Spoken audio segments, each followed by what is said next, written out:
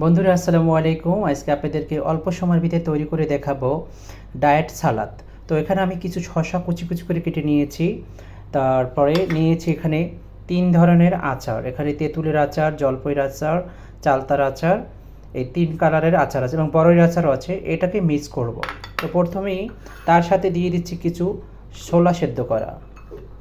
এখানে একটু ছোলা দিয়ে দিলাম সেদ্ধ করা, তারপরে দিয়ে দিলাম একটু বিট লবণ, তারপরে দিয়ে দিলাম বড়ইর আচার,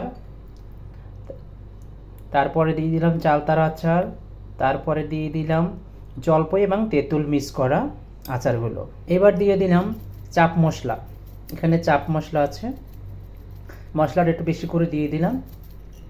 গাইস, এখন ভালো করে মাখিয়ে নেব, সবগুলোরে একসাথে ভালো করে মাখিয়ে নেব। এটা যদি প্রতিদিন বিকেলে আপনি নিয়মিত খেতে পারেন, এটা খুবই সুস্বাদু এবং মজাদার একটা সালাদ এবং আপনার স্বাস্থ্যের জন্য খুবই ভালো।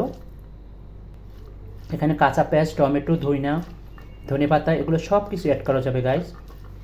তো আজকে অল্প সময়ের জন্য বানিয়েছি, দিতে পারলাম না, আরেকদিন আপনাদেরকে তৈরি করে দেখাবো। তো গাইস, পেঁয়াজ দিতে ভুলে গিয়েছিলাম, তো পেঁয়াজটা অ্যাড করে দিলাম। তো এভাবেই ভালো করে মাখিয়ে অল্প সময়ের ভিতরে তৈরি করে নিতে পারেন ডায়েট সালাদ।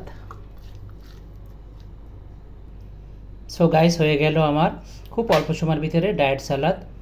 ভালো থাকবেন, আল্লাহ হাফেজ।